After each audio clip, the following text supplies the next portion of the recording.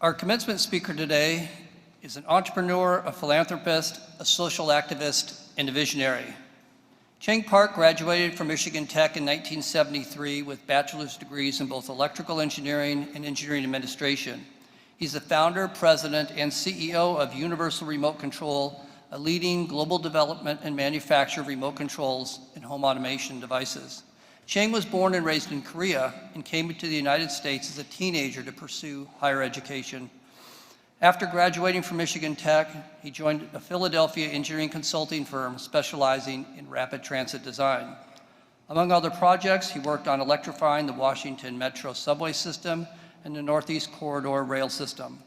Now, after earning his MBA from Wharton School of the University of Pennsylvania, Chang joined J.P. Morgan in New York and spent 8 years in international financing.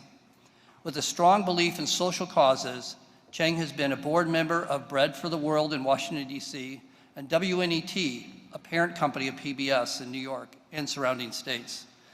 He is an emeritus board member of the National Governing Board of Common Cause in Washington, D.C., and the Union Theological Seminary in New York. Chang has received several honors, including an honorary PhD from Michigan Tech and the university's Distinguished Alumni Award. He's been inducted into the Academy of Electrical Engineers as well. He is a recipient of several notable awards, including the Impact Award in Philanthropy Leadership from CARE, an international humanitarian organization, the Art Simon Award for Bread for the World, and the Lifetime Achievement Award from CETA, a home automation industry trade association with 3,700 members. Chang is also the chairman of the Chang K Park Foundation, an organization that supports human rights, the elimination of poverty and hunger, the implementation of political reform, and economic justice. It is my honor to introduce to you our 2024 commencement speaker, Dr. Chang Park.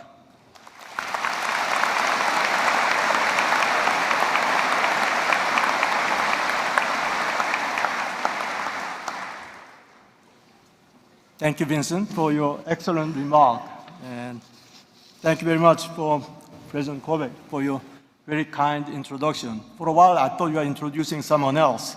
But, well, it's a great honor for me to be here. And graduating student, family members, faculty, and friends, and staff, and President Kovac, and member of University Board of Trustees, it is a great honor for me standing here today. And I'd like to congratulate the graduating student for your extraordinary achievements. Thank you. And I'd like to express my thanks to your family for supporting you during all this year to make today possible. And I'd also like to thank our faculty for nourishing our students with education during all this year. About this time of year, I see a bird building a nest outside of my window, and it lays an egg and hatch them and nourish them. When they become strong enough to fly, they fly away. And you are about to fly away to a new and exciting world. Congratulations. Yes.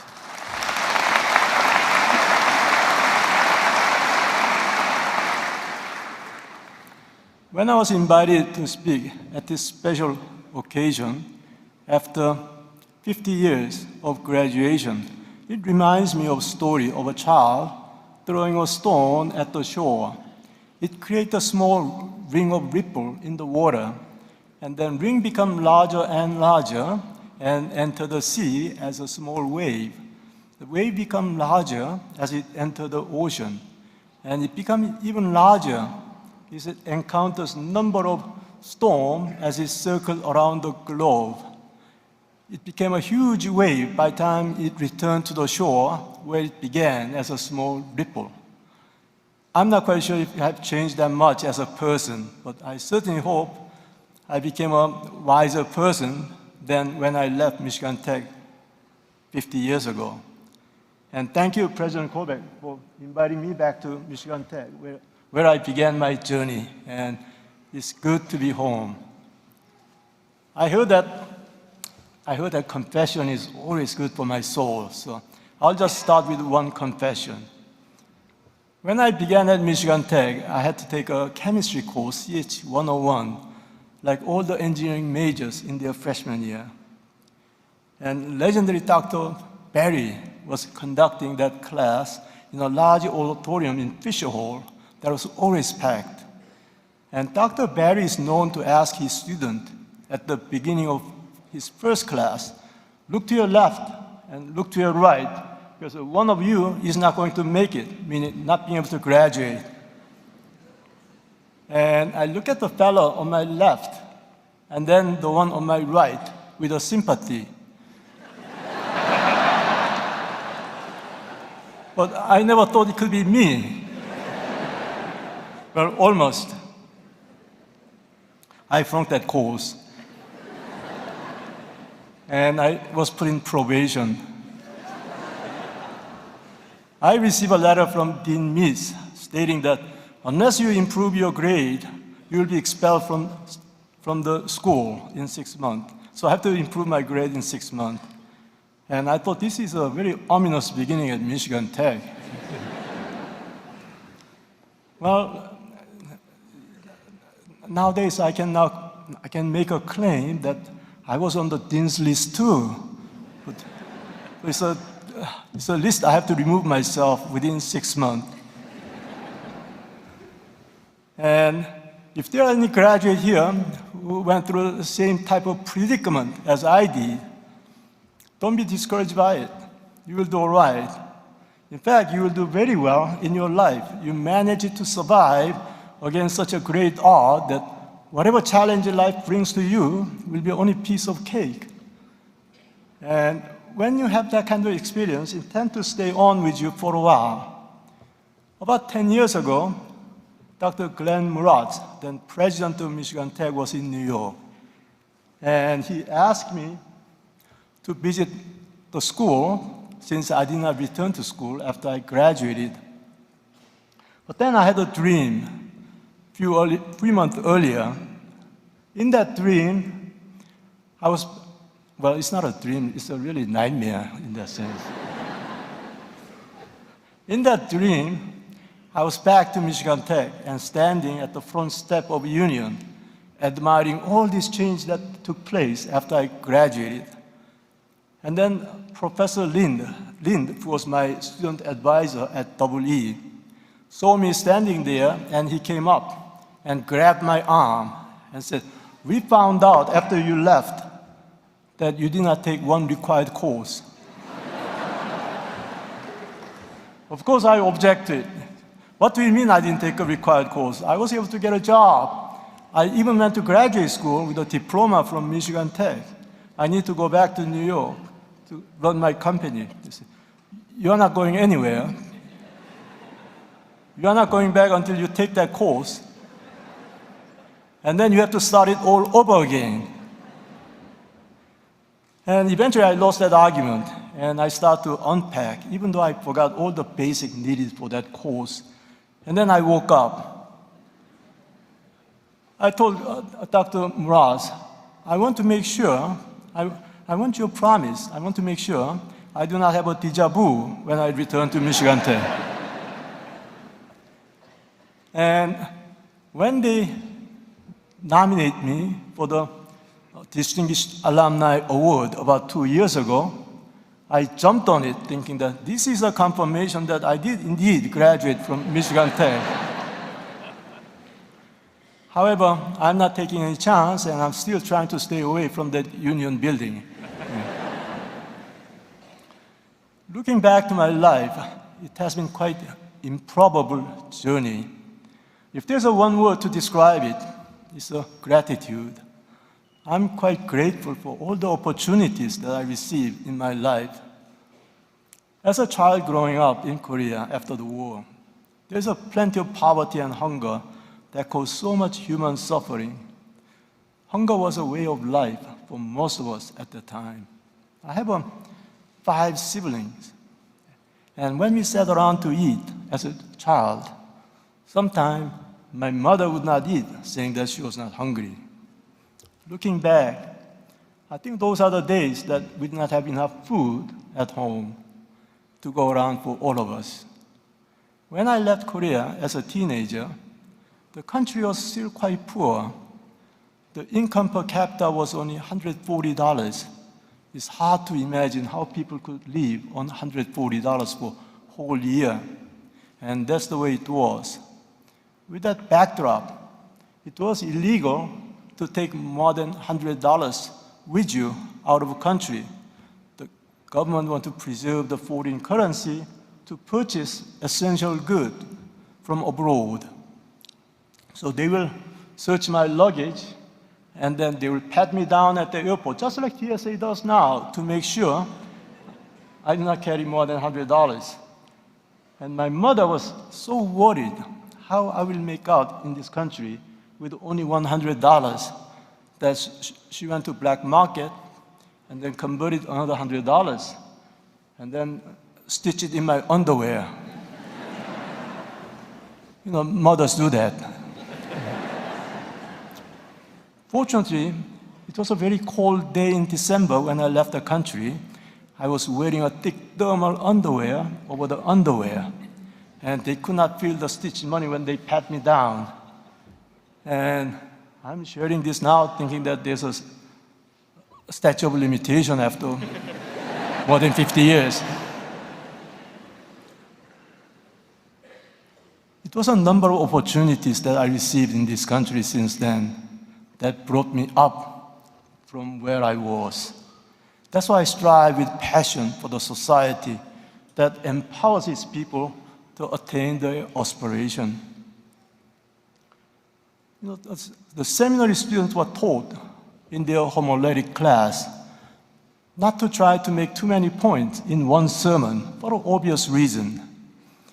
When a student asked late Peter Gum, the chaplain at Harvard, how many points should be made in a sermon, he thought about it and he said, well, there should be at least one. I'm going to make 7 points for the next 8 minutes or so. I hope you remember some of them. Looking back to my days at Michigan Tech, we are quite young, of course, and we are very idealistic. We thought we could change the whole world, and we are advocating for a need to protect our environment, and we are advocating for women's rights, prison reform, and of course, oppose the war in Vietnam at that time. All this to a very skeptical audience. The whole concept of the need to protect our environment was still quite new. And I remember having a first Earth Day on campus. There was an abandoned lot along the College Avenue next to that Lutheran church. And we cleaned that up and made a small stamp-sized park on that day. And we proudly named that as a People's Park. And what I found is that the town changed the name to College Avenue Park after we graduated. They must have thought that we were a bunch of socialists.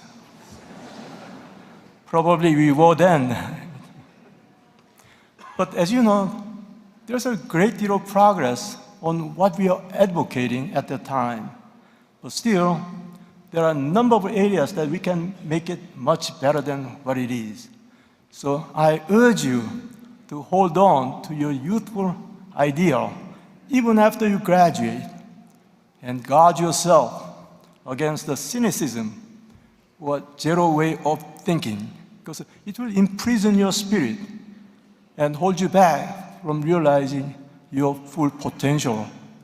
And have a faith what we can be as a society and participate in a political process that will affect us all. If not, we may end up where we do not want to be as a society. I want to talk about the importance of sharing. I was on campus last October for a meeting, and I decided to take an early morning walk on Saturday, and it was still quite dark. And I saw students setting up the table in front of Union. So I spoke with them. I went over to talk to them. And they said that they are preparing for the 5K run in the morning to raise money for high school band in Hancock. I was quite moved by them. So I gave them all the money I have in my pocket. And I wish I had some more, but I hope they raise enough money for that high school band in Hancock on that day. And if you are not doing so already, I strongly encourage you to develop a habit of giving early on in your life. It could be only $10 or even $5. It has a lot more meaning when you give while you do not have much to give than giving out of abundance. There's a joy in sharing your time or sharing your money, or both, your time and money.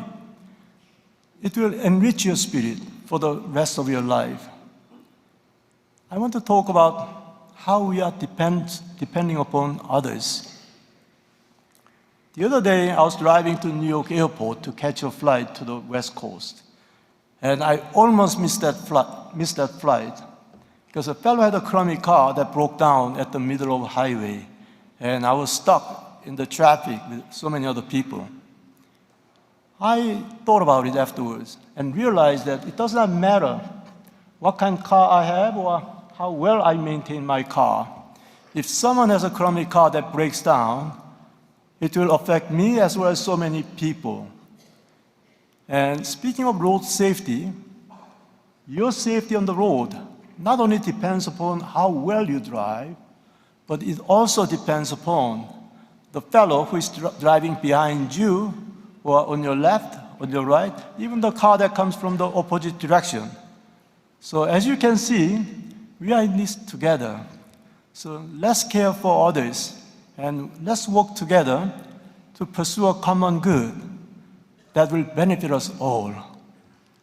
And we live in an internet and social media age where we are bombarded with far more information than we could ever consume. However, it does not make us any wiser.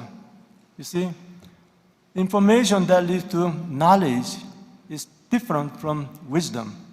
Knowledge comes from the external source, while the wisdom is something that you have to develop by your own. And we need both knowledge and wisdom in this increasingly complex world. So I urge you to have an open mind and keep on learning. The issue we face as a country is becoming increasingly complex, that if I may speak metaphorically, we can no longer solve it with a basic skill set of algebra. We need to use calculus or deploy even differential equation to understand and solve the complexity of the issue that confront us as a nation. So keep on learning and keep on expanding your horizon. If you are not counting, I'm going to make a 5th point now out of 7. Maybe we should take a break.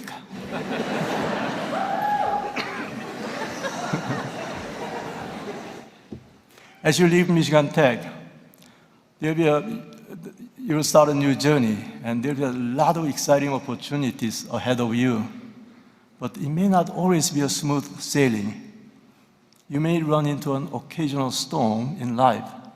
When you run into such a storm, keep in mind that good sailors are being produced from the stormy sea. I'm a firm believer that there's always a purpose for setback, and there's also always something to learn from it.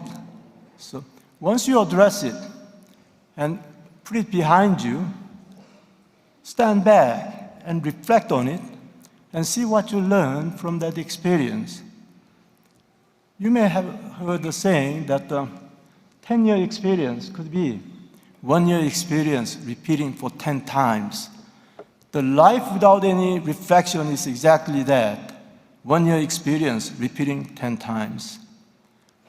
As you proceed with your new journey, I urge you, continue to be curious and venturesome. And do not be afraid to step out of your own comfort zone to face new challenge. You will be quite surprised to find the vast amount of untapped talent that you have within you that you never knew you had as you struggle to overcome the challenge. And this is how we all grow in our life. And finally, we live in a rapidly changing world. And what I learned from my own experience is that there are certain immutable values that are cherished by our society. They are decency, integrity, and humility. Make these three your core value that defines you, who you are. It is like building your life on a solid rock as a foundation. And you will not only be blessed in so many ways in your life, you will also become a blessing to so many others. And this is the true meaning of life that we all strive for. Thank you.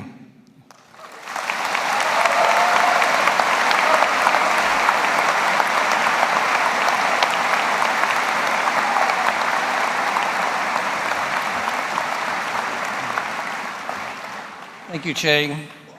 On occasion, the Board of Trustees finds it fitting to recognize individuals who, through their personal and professional achievements, have set outstanding example for our Michigan Tech graduates. The Board of Trustees Silver Medal was first presented in 1968. It specifically honors Michigan Tech alumni and friends who stand as shining examples for younger Huskies whose careers are just beginning. Yesterday, the board voted to bestow this honor on Chang Park in recognition for his achievements and the example he has set for university graduates, both personally and professionally. It gives me great pleasure to present with him the Michigan Tech Board of Trustees Silver Medal. Chang, please come forward.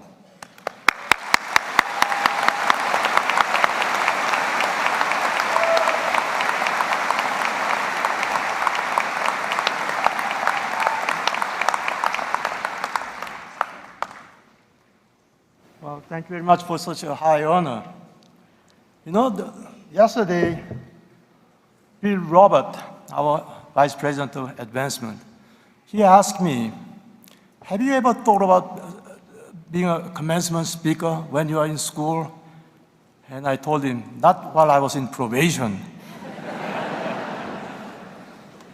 But come to think, it's possible that I may have thought that when I receive a letter from Dean Meese saying that you could be expelled from Michigan Tech, I become so angry that I may have told myself, someday I'm going to return to Michigan Tech to deliver the commencement speaker. But I never thought that I'll be receiving a silver medal. And thank you so much for such a high honor. I'll cherish this. Thank you.